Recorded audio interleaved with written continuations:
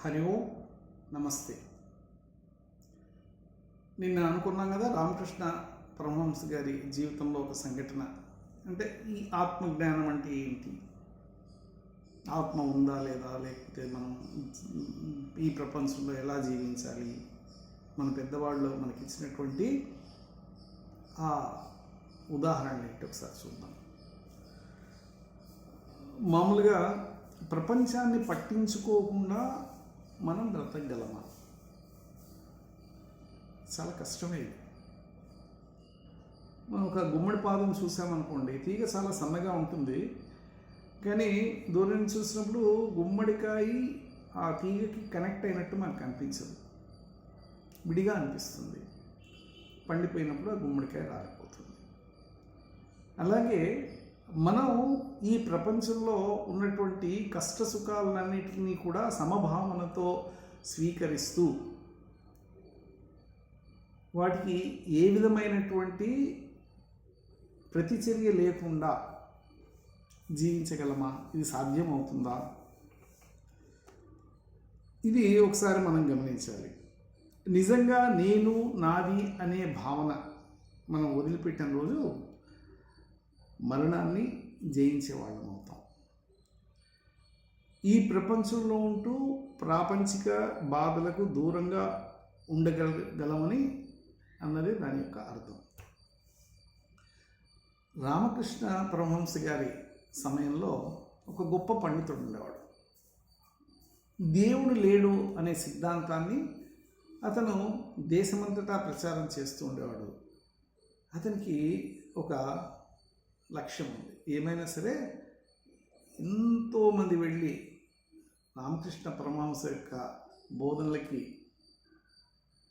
ప్రభావితులై భగవంతుడి యొక్క దర్శనం కోసం వాళ్ళ జీవితాలని మలుచుకుంటున్నారు కదా, అలాంటి రామకృష్ణ పరమహంసని ఒకసారి ఓడించాలి, ఏమైనా సరే దేవుడు లేడు అని చెప్పి ఆయనతో వాదించి గెలిచినప్పుడే నా యొక్క సత్తా అందరికీ తెలుస్తుంది అనుకుని రామకృష్ణ పరమహంస దగ్గరికి వెళ్ళారు. ఆయనకు తెలుసు ఈ వచ్చిన పండితుడెవడు, ఏ ఉద్దేశంతో వచ్చాడు, అన్ని విషయాలు తెలుసు. వారు సంతోషంగా నవ్వుతూ ఆహ్వానించారు. ఆహ్వానించిన తర్వాత ఈ పండితుడు చర్చ మొదలుపెట్టాడు. భగవంతుడు లేడు అని చెప్పి తన చర్చను మొదలు పెడుతూ తన యొక్క సిద్ధాంతాన్ని ప్రతిపాదిస్తూ దాన్ని రుజువు చేసే దిశగా ఆయన యొక్క ప్రసంగం సాగుతోంది. రామకృష్ణ పరమహంస కూడా దేవుడు లేడు అని అంటూ తర్కపూర్వకంగా చేసే వాదనలోని అంశాలన్నింటినీ కూడా మెచ్చుకుంటూ ఉన్నాడు.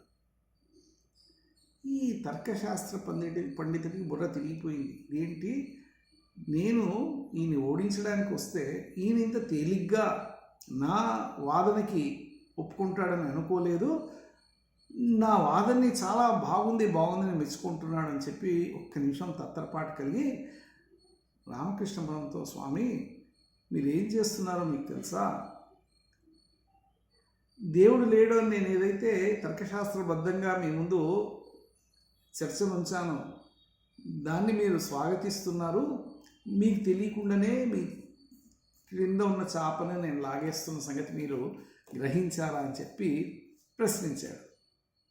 అప్పుడు రామకృష్ణ పరమహంస నవ్వుతూ, నిజమే, నాకు తెలుసు,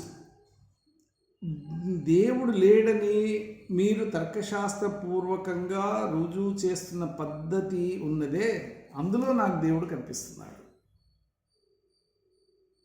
అని సమాధానం ఇచ్చారు రామకృష్ణ పరమహంస. అంటే నేను నా అన్న భావాన్ని వదిలేసేసి ఎదుటివాడు గెలిచినా నేను గెలిచినా ఒకటే అనేటువంటి ఒక సమానమైనటువంటి స్థితి, అంతటి ఎత్తుకు ఎదిగిన వివేకం ఆయనది. పాలుంటాయి, మనం పాలు నీళ్ళలో పోస్తే నీళ్ళలో కలిసిపోతుంది. అదే మనం పాలని బాగా చిలికి ఆ వెన్న తీసి నీళ్ళలో వేసామనుకోండి, ఆ వెన్న నీళ్ళలో తేలుతుంది. అలాగే మన మనసుని ఈ భక్తి అనే కవ్వంతో చిలికి ఏదైతే ఆత్మజ్ఞానాన్ని కనుక మనం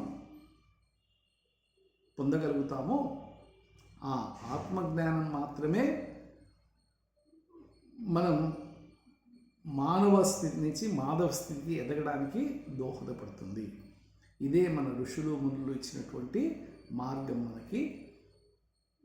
దానికి వారసులమైనందుకు నిజంగా మనం ఎంతో గర్వించాలి. మీరు నిజంగా మనం అంత అదృష్టవంతులం. దేవుడు ఉన్నాడా?